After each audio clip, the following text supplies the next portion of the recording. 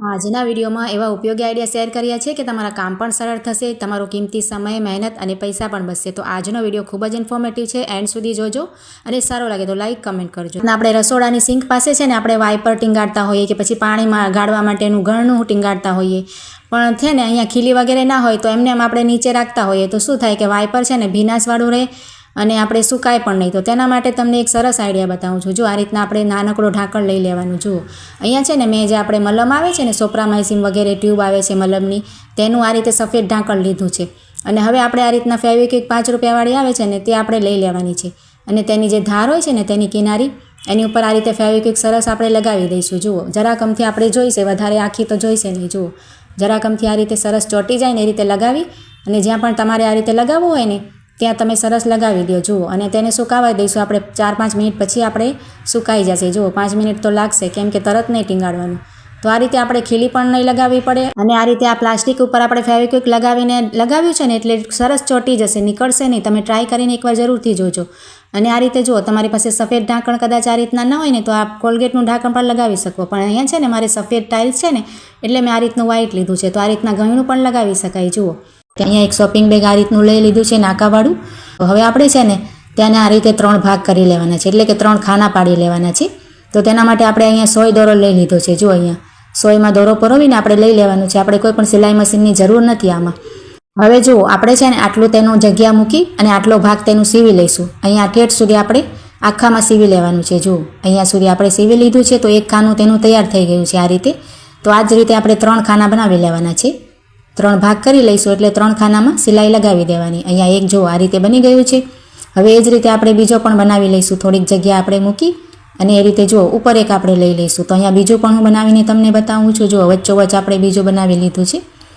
જો અહીંયા 2 તૈયાર થઈ ગયા છે અને હવે જે ઉપરનો પટ્ટીનો ભાગ છે ને ત્યાં આપણે સીવી લઈશું। તો આ રીતે 3 ખાના મેં બનાવ્યા છે। અહીંયા મેચિંગ દોરો લીધો છે ને એટલે તમને કદાચ સિલાઈ નહીં દેખાય। જુઓ હવે છે ને આપણે બંને બાજુથી કોઈ પણ એક બાજુથી આપણે કટ કરી લેવાનું। જુઓ એટલે આપણે થેલી છે ને ખુલી જાય। જુઓ બંને બાજુ પેક હોય છે ને તો આ રીતે એક પટ્ટી એક બાજુથી મેં કટ કરી લીધી છે અને અહીંયા ખાના બની ગયા છે। જુઓ આ રીતે 3 ખાના આપણે બનાવી લીધા છે અને હવે તમને સરસ ઉપયોગ બતાવું છું।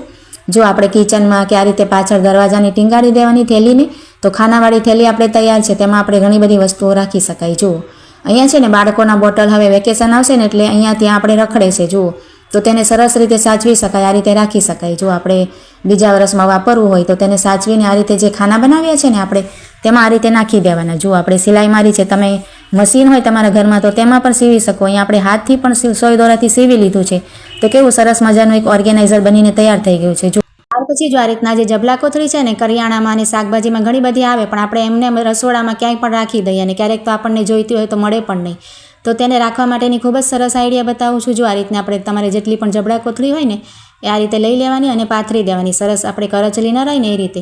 પછી તેને આ રીતે વાળવાની। જુઓ પહેલાં સરસ આપણે સરખી પાથરી અને આ રીતે 4 ફોલ્ડ તેના કરી લેવાના આ રીતે, અને ત્યાર પછી નીચેથી છે ને તેને આ રીતે ટ્રાયેંગલ શેપમાં વાળવાનું આપણે।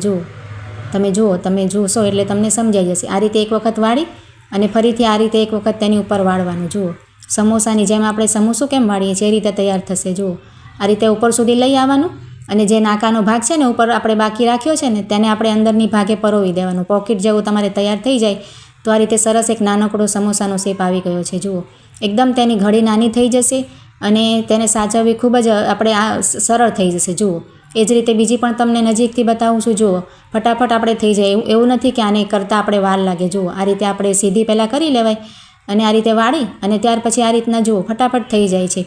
ક્યારેક આપણે ફ્રી હોઈએ તો આ રીતે કરીને રાખી દઈ શકાય। જુઓ તો અહીંયા મેં 2 તૈયાર કરીને તમને બતાવી છે, એ જ રીતે હું બધી જ આપણે જબલા કોથળી તૈયાર કરી લઈશ। જુઓ અને આ રીતના તૈયાર થઈ જાય ને તો આપણી પાસે જે પણ નાનો ખોખું હોય આ રીતના કે પછી નાનકડો આ રીતે ડબ્બો હોય, જો વધારે પ્રમાણમાં હોય તો આ રીતે ડબ્બામાં પણ રાખી શકાય। જુઓ એમાં ભરીને રાખીએ તો ઘણી બધી જબલા કોથળી આમાં સચવાઈ જાય ને ક્યાંય પણ આ ખોખાને આપણે સાચવીને રાખી શકાય। જુઓ ખૂબ જ સરસ આઈડિયા છે। અને બહાર ક્યાંક આપણે લઈ જવી હોય આ રીતે કોથળી તો તેને આ રીતે પર્સમાં પણ નાનકડી ઘડી હોય એટલે આ રીતે રાખી શકાય। જુઓ ખબર પણ ના પડે કોઈને કે આમાં આપણે કોથળી લીધી છે, તો ખૂબ જ સરસ આઈડિયા છે। ત્યાર પછી જો આ રીતના આપણે શેમ્પૂની બોટલનો ખૂબ જ સરસ તમને ઉપયોગ બતાવું છું। આપણે ખાલી થાય ને તો ફેંકી દઈએ, તો તેને જો આ રીતે આપણે પહેલાં દોરી લેવાનું ઉપરથી શેપ આ રીતે કરી અને તેને એક છરી વગેરે ગરમ કરીને આ રીતે કટ કરી લેવાય। જુઓ પહેલાં દોરી લઈએ એટલે આપણને ફાવે, આ રીતે કટ કરી લેવાનું અને ત્યાર પછી તેનો આપણે કિચનમાં કે રસોડામાં કંઈ પણ વસ્તુ રાખવામાં ઉપયોગ કરી શકાય. જો અહીંયા મેં બ્રશ અને જે કોલગેટ આવે છે ને ટૂથપેસ્ટ તે રાખ્યા છે. અને આપણે ખીલી વગેરે પણ પ્લાસ્ટિક હોય એટલે ટીંગાડી નાખી શકાય અને આ રીતે ચોંટાડીને પણ